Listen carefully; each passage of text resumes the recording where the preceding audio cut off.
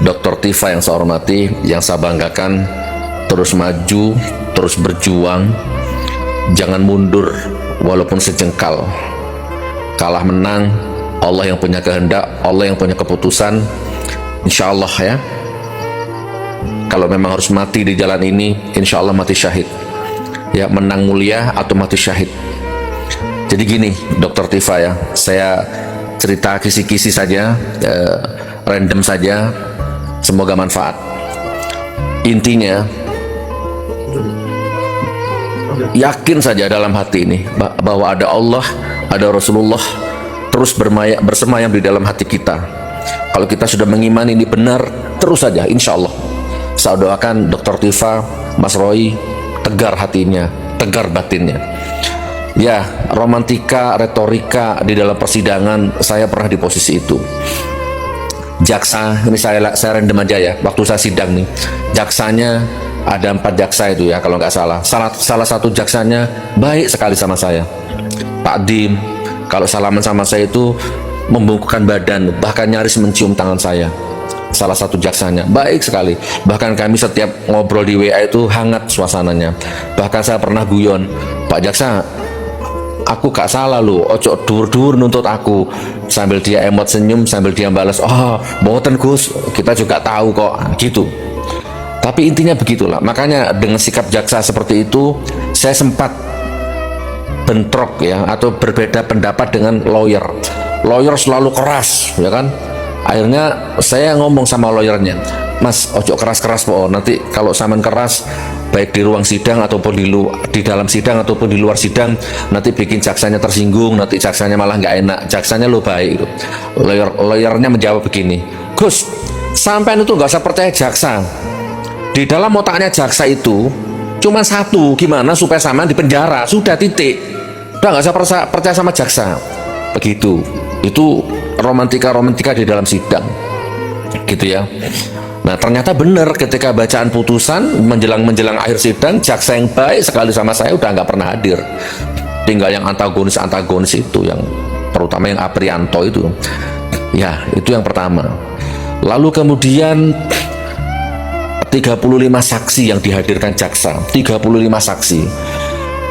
Nah salah satunya, semua 35 saksi itu tidak ada satupun yang pernah melihat ijazah aslinya, nggak ada. Terus dari semua 35 saksi itu, rata-rata kalau ditanya pengacara, ditanya hakim, jawabannya nggak tahu. Itu ya Bu Dr. Tifa ya. Lalu kemudian yang melaporkan saya itu juga tidak punya legal standing dari Jokowi atau dari siapapun, orang sana loh. Saya kalau nggak orang Ciamis, orang mana lah, Jawa Barat sana, nggak ada hubungannya, cuman relawan ya, pecinta, penyembah Jokowi. Dia yang melaporkan saya dan diproses, padahal nggak ada legal standing. Lalu dari antara saksi itu ada yang menarik Bu Dr. Tifa ya. Ada satu ibu-ibu guru ya, dia mengaku beragama Islam. Agamanya apa? Islam. Berarti diambil sumpahnya dengan Al-Quran. Jadi dia itu megang Quran, disumpah demi Allah gitu kan, menyebut nama Allah dan pegang Quran. Ini fakta persidangan gitu ya. Lalu di dalam BAP-nya, di dalam kesaksiannya, dia mengatakan, saya sebagai umat Islam merasa tersinggung, merasa marah karena Al-Quran dijadikan alat kebohongan oleh Suginur, Gus Nur. Itu di dalam keterangan orang ini. Ternyata seiring waktu berjalan baru ketahuan di dalam BAP bahwa ternyata orang ini beragama non-muslim, ngakunya beragama Islam, disumpah pakai Al-Quran ya kan. Dan di depan hakim dia ngomong merasa tersinggung sebagai umat Islam karena Al-Quran dipakai alat kebohongan mubahala. Ternyata di BAP dia beragama non-muslim. Maka gaduhlah itu di ruang sidang itu ya. Lalu ini saya random ya Dr. Tifa ya. Lalu hakimnya tuh secara psikologi, secara sikap, secara estetika, secara bahasa tubuh baik kayak netral gitu seolah-olah gitu kan. Ya ujung-ujungnya ya tetap Dr. Tifa ya, yang selama 1 tahun ini bekerja dan sekarang juga sudah ditambah suntikan kekuatan dari tim LBHI Muhammadiyah ya, yang nanti akan bergabung bersama dengan kami semua untuk bertarung untuk menegakkan kebenaran dan keadilan pada sidang yang insya Allah akan berlangsung dalam waktu yang tidak lama lagi, yang sudah diputuskan di Pengadilan Negeri Jakarta Timur ya.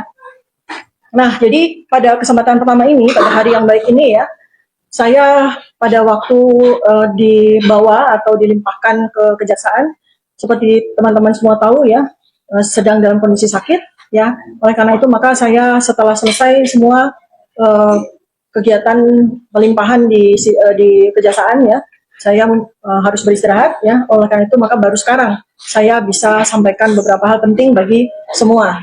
Ya, terima kasih juga kehadiran semua awak media, sahabat-sahabat YouTuber, podcaster, jurnalis semuanya ya. Nah, pertama-tama, insya Allah kami siap untuk menghadapi sidang bersama dengan teman-teman yang sudah bergabung. Ya, saya akan membacakan ya siapa-siapa para advokat yang bersama dengan kami. Ya, mungkin tidak sempurna, tidak semua bisa kami sebutkan.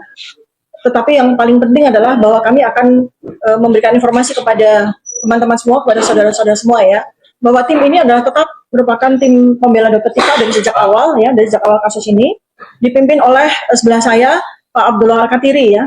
Kemudian anggotanya adalah Dr. Fadli Nasution SHMH, kemudian Ahmad Wirawan Adnan SHMH, kemudian Aziz Yanwar SHMMS MH, kemudian Tony Suhartono SH, kemudian Dr.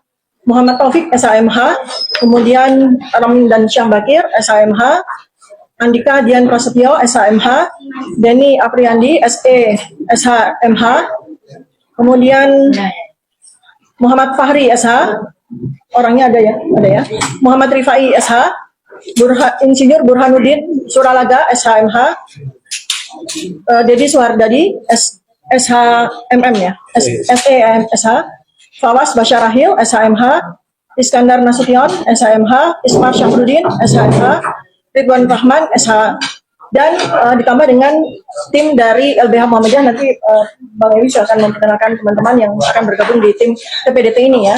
Jadi itu adalah anggota dari tim TPDT yang nanti akan membersamai saya dalam perjuangan di persidangan yang akan berlangsung dalam waktu yang cukup dekat.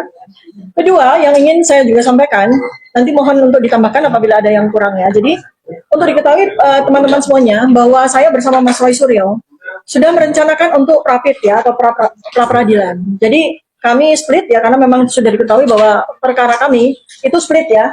Mas Roy Suryo nomor 300, saya nomor 301 ya. Artinya memang kami harus punya tim sendiri dan harus punya katakanlah strategi sendiri ya. Tetapi kami terus bersinergi. Nah, persoalan pra-peradilan ya, kami sudah memasukkan surat permohonan untuk pra-peradilan, tetapi kemudian mengingat dari perkembangan situasi ya, di mana diputuskan pada tanggal 21 Juni 2026. Halo teman, jumpa bersama saya di Politik Dangi ya. Ini menarik sekali teman. Kali ini Gus Nur ya buka suara ya untuk membela Dr. Tifa teman. Karena ya 2 hari yang lalu Dr. Tifa itu ya menjalani sidang pertamanya terkait dengan ijazah Pak Jokowi teman. Yang menarik adalah Gus Nur ini memberikan support ya, memberikan semangat kepada Dr. Tifa teman untuk tetap kuat ya, menang kalah di persidangan itu hal biasa kata Gus Nur ya. Kita tahu bahwa polemik ijazah ini memang sudah sangat lama dan sampai hari ini ya masih menjadi perhatian publik teman-teman. Kalau kita melihat ya bagaimana perjalanan kasus ini memang sudah lama, seminggu atau 2 minggu yang lalu teman-teman sempat viral ya, Roy Suryo dan Dr. Tifa ini ditangkap oleh Polda ya, kemudian diserahkan ke kejaksaan ya, malah kejaksaan mengeluarkan mereka. Dan tentu itu membuat para termul marah sekali ya kepada pihak kepolisian ya dan kejaksaan teman-teman. Kenapa Dr. Tifa dan Roy Suryo malah dibebaskan ya kan? Itu adalah sebuah kekecewaan ya bagi para termul atau pendukung-pendukung Mr. Jack teman-teman. Dan kali ini ya kita melihat bagaimana sidang perdananya yaitu pembacaan dakwaan terhadap Dr. Tifa. Namun yang menarik adalah bagaimana Dr. Tifa memberikan respon yang sangat luar biasa di luar nalar teman-teman. Hakim aja geleng-geleng kepala ya kan. Dr. Tifa mengatakan bahwa ia tidak akan minta maaf dan akan melawan ya. akan memberikan perlawanan kepada Jokowi, dan ini semakin seru menurut saya. Kenapa? Karena di persidangan ini teman-teman ya, ini adalah awal titik di mana ya semua akan terbukti ya. Masing-masing pihak akan membawa bukti ya, dan hakim akan menilai. Nah, yang menarik adalah bagaimana kuasa hukum Pak Jokowi yaitu Yakub Hasibuan sudah memberikan statement bahwa Pak Jokowi akan hadir di acara persidangan tersebut, teman-teman ya. Jika kelak akan ada pemanggilan sebagai saksi, dan ini menurut saya sangat baik ya, karena supaya semuanya terang benderang ya kan.